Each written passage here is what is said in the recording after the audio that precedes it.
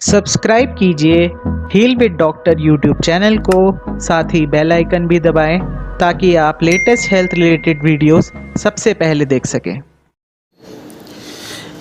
Hello everyone. आज की video में हम बात करेंगे फ्लैट फीट या फिर फ्लैट फुट के बारे में। ये एक ऑर्थोपेडिक डिफॉर्मिटी है जिसमें हमें फुट के अंदर कुछ चेंजेस देखने को मिलते हैं। इस इमेज में आप क्लियरली देख सकते हैं कि इस पेशेंट के फुट के अंदर एक कर्व जो होता है वो प्रेजेंट नहीं है। इस कर्व को हम बोलते हैं आर्चिस। ज़्यादातर केसेस में फ्लैट फीट में आपके सोल और ग्राउंड का डायरेक्ट कांटेक्ट होता है, जिस वजह से जो आर्चेस है वो अपना फंक्शन परफॉर्म नहीं कर पाती। आर्चेस के फंक्शन है वेट को इक्वल डिस्ट्रीब्यूट करना पूरी बॉडी के अंदर, फीट के अंदर, जिससे वो ग्राउंड तक आराम से शिफ्ट हो जाए। इसके बाद आर्चेस का फंक्शन है अनइवन सरफेसेस पे हमें चलते वक्त बैलेंस प्रोवाइड करना। And third, running, stair climbing, stair down and ultimately sprint walking में भी इसका इम्पॉर्टेंट रोल देखने को मिलता है। सबसे पहले तो 95% केसेस में ये प्रॉब्लम पेनलेस है, यानी पेशेंट को पेन नहीं होता। इनडायरेक्टली इसकी वजह से दूसरी प्रॉब्लम्स आ जाती है, जैसे foot pain, ankle pain, knee pain, hip pain, spine issues, but directly इसके अंदर पेन नहीं होता ज़्यादातर केसेस में। बचपन में अक्सर बच्चों के फुट के नीचे एक फैट पैड प्रेजेंट होता है जो कि आर्चेस को रिड्यूस कर देता है, लेकिन जैसे जैसे बच्चा बड़ा होता है वैसे वैसे ये फैट पैड जो है वो रिप्लेस हो जाता है आर्चेस के साथ। फ्लैट फुट इंजरी जो है कभी कभार सिंपल भी हो सकती है और कभी कभार ये किसी इंजरी की वजह से भी एक नेट रिजल्टेंट फोर्स की तरह आती है।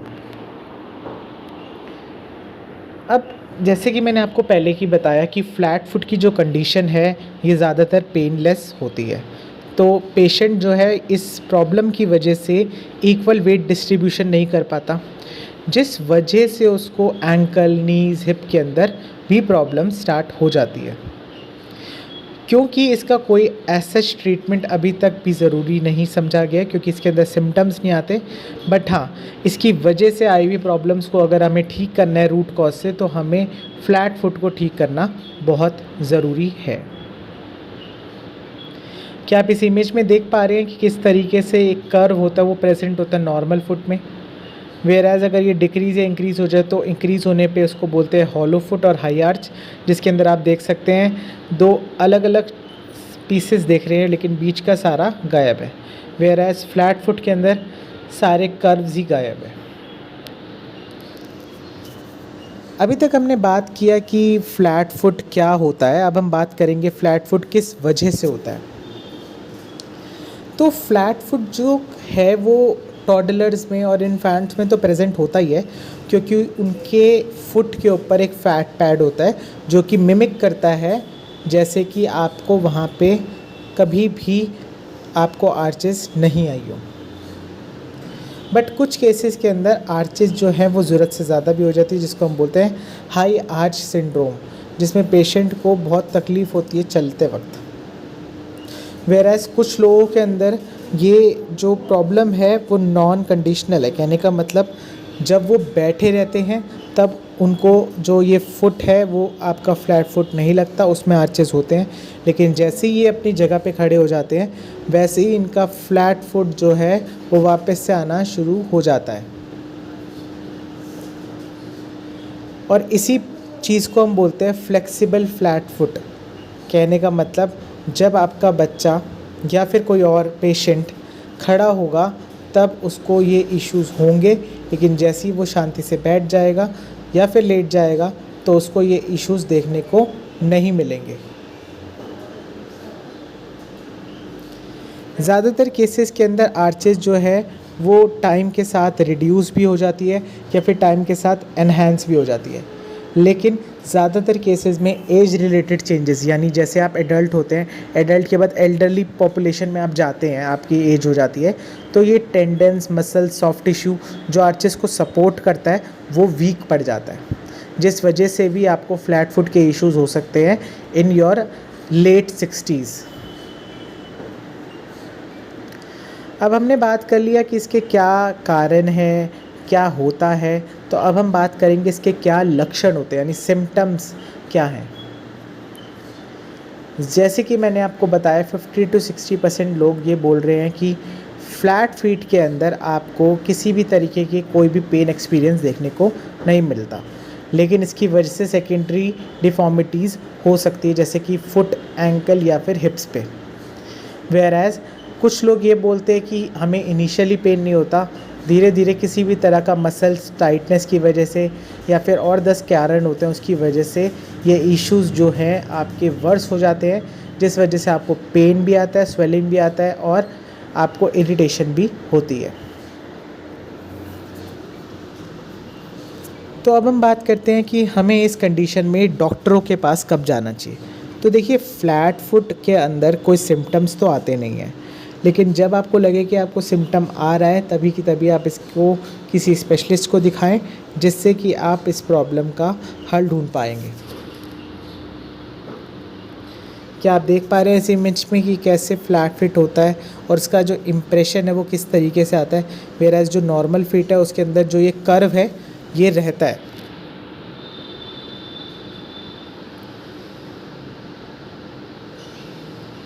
तो अब हम बात करते हैं इसके रिस्क फैक्टर्स की कि किस रीज़न्स की वजह से ये प्रॉब्लम जो है वो ह्यूमन बॉडी में आ सकती है। सबसे पहला ओबेसिटी यानी चर्बी। जिन लोगों का वेट ज़्यादा होता है उन लोगों में देखा गया कि ये प्रॉब्लम वक्त से पहले आ सकती है, क्योंकि अगर बचपन से प्रेजेंट नहीं है तो वक्त से पहले ये आ सकती है। दूसरा, किसी भी तरीके का कोई भी इंजरी हुआ है आपका 2 व्हीलर से या 4 व्हीलर से, तो उस केसेस में भी होता है। रिमेटेड आर्थराइटिस या फिर age related changes, elderly population में आए हुए बदलाव। इसके बाद हम बात करते हैं इसके इन्वेस्टिगेशन की कि कैसे हम इसकी जांच कर सकते हैं कि इस पेशेंट को ये फ्लैट फुट के इश्यूज़ ही हैं या कोई और इश्यूज़ भी हैं। तो एज़ यूजुअल आप सबसे पहले ब्लड टेस्टिंग कराएंगे, जिससे आप ये पता लगा पाएंगे कि आपको ब्लड में कोई इन्फेक्शन या फिर कोई और चीज़ की डेफिशिएंसी तो नहीं जिस वजह से इश्यूज़ एनहांस हो रहे हो। सेकेंडली, आप रेडियोलॉजिकल टेस्टिंग करा सकते हैं, जिसमें एक्सरे, एमआरआई, सीटी स्कैन वगैरह होंगे, जो आपकी हेल्प करेंगे इस केस को फर्दर डायग्नोस करने में। इसके बाद आप विटामिन एनालिसिस करा सकते हो, vitamin D and vitamin B12। These both vitamins are necessary, इनकी ज़रूरत पड़ती है छोटे से छोटे कामों को भी ढंग से पूरा करने में। इसके बाद आप अपना यूरिन टेस्ट कराएंगे, जिससे ये कंफर्म होगा कि आपकी यूरिन के अंदर कोई शुगर का जो लोब्यूल है वो तो नहीं जा रहा। Last but not the least, physical examination is must. एक फिजियोथेरेपिस्ट आपको फिज़िकल एग्जामिनेशन में हेल्प करता है, जिसमें वो ये देखता है कि आपकी मसल्स की क्या स्ट्रेंथ है, आपकी कौन सी मसल्स टाइट है और कौन सी लूज़ है।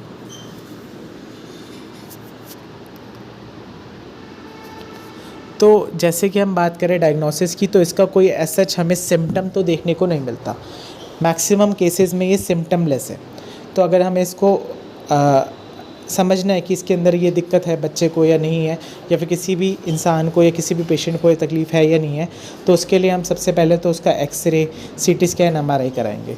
उसमें हमें ये क्लियर हो जाएगा कि सॉफ्ट टिश्यू इंजरी तो नहीं है कहीं किसी भी तरीके की, जो कि आपके आर्चिज़ को बनने से रोक रही है। नेक्स्ट फिर हमें ये पता चल जाएगा कि जब हम खड़े हुए हैं तो हम एग्ज़ामिन करने के लिए पेपर और कलर ले सकते हैं। हम वाटर कलर पैरों पे लगाएंगे और पेपर पे इंप्रेशन बना के देखेंगे, खड़े होकर भी और लेट कर भी। दोनों को कंपेयर करेंगे और ये बता पाएंगे कि ये फ्लेक्सिबल फ्लैट फुट है या फिर नॉर्मल फ्लैट फुट है। जैसे कि मैंने आपको बताया, एक्सरेज देखेंगे, सीटी स्कैन्स देखेंगे और साथ में अल्ट्रासाउंड भी करा सकते हैं, जिससे कि हम साउंड वेव्स के थ्रू ये डिटेक्ट कर पाएंगे कि सॉफ्ट टिश्यू इंजरी है या नहीं। इसके बाद एमआरआई की हेल्प से हम क्लियर इमेजेस ले सकते हैं कि कहीं इस पेशेंट को सॉफ्ट टिश्यू इंजरी तो नहीं है जो कि इसकी फ्लैट फुट की कंडीशन को क्रॉस कर रही हो। Last but not the least, अब हम आते हैं इसके इलाज पे कि किस तरीके से हम फ्लैट फुट की कंडीशन का इलाज कर सकते हैं। एज़ यूजुअल सबसे पहले स्पेसिफिक सप्लीमेंट्स की ज़रूरत पड़ेगी, जो कि डेफिशिएंसीज़ को क्लियर करेंगे और बेटर बॉडी फंक्शनिंग को एनहांस करेंगे। सेकंड, आप सर्जिकल मैनेजमेंट पे जा सकते हैं।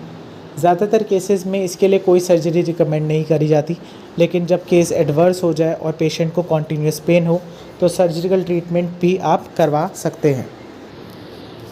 इसके बाद हम बात करते हैं स्पेसिफिक मेडिसिन्स की, जो कि एंटी इन्फ्लेमेटरी होती है, मसल रिलैक्सेंट होती है, जो कि हमें हेल्प करती है इससे रिलेटेड पेन या सिम्टम्स को एग्रीवेट ना होने से। Last but not the least, the golden rule of treatment is physiotherapy. Flat fit की कंडीशन में फिजियोथेरेपी का बहुत इम्पॉर्टेंट रोल होता है। तो फिजियोथेरेपी में हम फ्लैट फीट का क्या करते हैं? सबसे पहले तो हम फुट की इंट्रिंसिक मसल या फिर डीप मसल्स को स्टिमुलेट करते हैं, जिससे कि वो सॉफ्ट टिश्यू को वापस से अपनी तरफ खींचे और आर्चेस को बनाए। देन हम स्ट्रेचिंग करवा सकते हैं। स्ट्रेचिंग से क्या होता है, हम उस स्पेसिफिक मसल या स्ट्रक्चर को डिस्ट्रैक्ट करते हैं, यानी खींचते हैं, सो दैट जो जॉइंट में जितना भी अप्रॉक्सिमिटी है या फिर जॉइंट में जितना भी स्पाज़म है वो रिड्यूस हो और आर्चेस पेशेंट की वापस से आनी शुरू हो। इसके बाद हम स्पेसिफिक एक्सरसाइजेज़ और ट्रेनिंग करा सकते हैं, जिससे कि फ्लैट फुट की कंडीशन जो है वो धीरे धीरे स्टॉप हो। तो ना सिर्फ इसके अंदर स्ट्रेचिंग, स्ट्रेंथ ट्रेनिंग, बल्कि इसके अंदर स्पेसिफिक ऑर्थोटिक डिवाइसेस यानी स्पेसिफिक ब्रेसेस दिए जाते हैं, जिसके थ्रू पेशेंट को सपोर्ट दिया जाता है आर्चेस का, ताकि अगर आर्चेस प्रेजेंट नहीं है तो पैर इस तरीके से पड़े जिससे उसको फर्दर कॉम्प्लिकेशंस का सामना ना करना पड़े। तो जैसे मैंने बताया आपको, फ्लैट फुट के आर्चेस सपोर्ट बहुत ज़रूरी है। देन उसके बाद एक सपोर्टिव शूज़ होते हैं जिसके अंदर आर्चेस इनबिल्ट बनी होती है, जिसको आप पहन के अगर चलते हैं तो आपको बेटर एक बैलेंस मिलता है, आप इजीली जो है चल पाते हैं और आपको किसी भी तरीके की मिसबैलेंस या फिर पेन नहीं होते। साथ ही साथ सपोर्टिव शूज़ का बेनिफिट ये होता है कि इससे आपकी जो ये आर्चेस की प्रॉब्लम है ये फ्यूचर में और इंक्रीज़ नहीं होती। इसके बाद जैसे कि मैंने आपको बताया था, exercises helps to reduce flat feet problem. तो जब हम टेंडन ऑफ एक्लीज यानी काफ मसल का जो टेंडन है उसको स्ट्रेंथन अप करेंगे, उसको स्ट्रेच करेंगे, तो उससे जो हमारी ये फ्लैट फुट की प्रॉब्लम है वो ना सिर्फ आगे बढ़ने से रुकेगी, बल्कि वो धीरे धीरे साइमल्टेनियसली रिलैक्स भी होती चली जाएगी। Last but not the least, surgical option, जब आपको इसके अंदर टेंडन टियर या फिर रप्चर देखने को मिलता है, जिस वजह से आपके फुट के अंदर आर्चेस नहीं बन पाती। इसके बाद हम बात करते हैं कि हम घर पे बैठ के कैसे इस प्रॉब्लम का ट्रीटमेंट कर सकते हैं, या फिर home remedies and lifestyle changes for the treatment of flat foot. सबसे पहले एडिक्वेट रेस्ट लेना ज़रूरी है। जिस पेशेंट को सॉफ्ट टिश्यू इंजरीज़ की वजह से फ्लैट फुट आता है या फिर जो ज़रूरत से ज़्यादा देर तक प्रोलॉन्ग स्टैंडिंग करते हैं, ऐसे केसेस के अंदर जो आर्चेस हैं वो धीरे धीरे फटीग हो जाती है, क्योंकि at the end of the day वो भी एक सॉफ्ट टिश्यू ही है, जिस वजह से आर्चेस रिड्यूस होती हैं और पेशेंट को चलने में दिक्कतें आती हैं। नेक्स्ट हम आर्च सपोर्ट दे सकते हैं, जिसकी बात हम ऑलरेडी कर चुके हैं, और आपने फ्रंट बैनर की इमेज में भी देखा होगा कि कैसे वो बाहर की तरफ एक छोटा सा ऑर्थोटिक डिवाइस पड़ा है, जिसको हम फुट के अंदर पहनते हैं, शूज़ के अंदर, और पेशेंट को किसी भी तरीके की दिक्कतें नहीं आती। नेक्स्ट हम मेडिकेशंस ले सकते हैं, anti inflammatory drugs, opioids, pain killers etcetera. Last but not the least, weight loss. हम सभी जानते हैं कि वेट जो है एक कंट्रीब्यूटिंग फैक्टर है किसी भी प्रॉब्लम को और ख़राब करने के लिए। सिमिलरली फ्लैट फिट के अंदर भी क्या होता है कि आर्चेस नहीं होती, जिस वजह से वेट डिस्ट्रीब्यूशन ढंग से फुट के वेट इक्वल डिस्ट्रीब्यूट नहीं हो पाता, जिस वजह से जो हमारी आर्चेस जो प्रेजेंट नहीं है उससे ये प्रॉब्लम और ज़्यादा एग्रीवेट होती है। सो आई होप आपको मैंने इस टॉपिक पे एडुकेट इन्फॉर्मेशन दी है, चाहे वो मेडिसिन से रिलेटेड हो, सर्जरी से रिलेटेड हो, या फिर फिजियोथेरेपी से रिलेटेड हो। एट द एंड मैं आप लोगों को यही कहूँगा कि अगर आपको फ्लैट फुट के इश्यूज़ को रिजॉल्व करना है परमानेंटली, तो फिजियोथेरेपी ज़रूर कराएं, क्योंकि फिजियोथेरेपी ही आपको हेल्प करेगी आपकी मसल्स को स्ट्रेंथन अप करने में और इस प्रॉब्लम को कम्प्लीटली ठीक करने में। इसके अलावा कोई भी तरीके की मेडिकेशंस जो है आपको आपकी मसल्स को वापस से ट्रेन नहीं करा सकती। मेडिसिन सिर्फ पेन को रिड्यूस करा सकती है, मसल्स को रिलैक्स करा सकती है, बट आपके सॉफ्ट टिश्यू को जैसे कि मसल्स, टेंडन, इसको ट्रेन नहीं कर सकती। अगर आपको फिर भी किसी भी तरीके का कोई भी डाउट आता है तो आप नीचे दिए हुए नंबर पे कांटेक्ट कर सकते हैं। साथ ही साथ यूट्यूब कमेंट सेक्शन में अपने डाउट्स भी क्लियर कर सकते हैं। इसके बाद अगर आपको लगे कि आपको ये इश्यूज़ हैं तो आप हमें इसके लिए कांटेक्ट कर सकते हैं। हम आपकी कंसल्टेशन बुक कराएंगे एक्सपर्ट्स के साथ जो आपको हेल्प करेंगे इस प्रॉब्लम को रिजॉल्व करने में। स्पेसिफिक एक्सरसाइज प्रोटोकॉल्स होते हैं, कुछ स्पेसिफिक मेडिकेशन सप्लीमेंट्स होते हैं जिसके थ्रू आप इन चीज़ों को घर बैठे भी ठीक कर सकते हैं। सो आई होप आपको ये वीडियो पसंद आई होगी। चैनल को सब्सक्राइब कीजिए, इस वीडियो को ज़्यादा से ज़्यादा शेयर कीजिए, साथ ही साथ बेल आइकन को दबाना ना भूलें। Thank you. तो आई होप आपको ये वीडियो पसंद आई होगी। इस वीडियो को लाइक करें एंड शेयर करें ज़्यादा से ज़्यादा। साथ ही कमेंट सेक्शन में अपने डाउट्स बताएं मुझे ताकि मैं उन्हें बहुत जल्दी से जल्दी क्लियर कर पाऊँ। Thank you and wish you a very happy and healthy life ahead.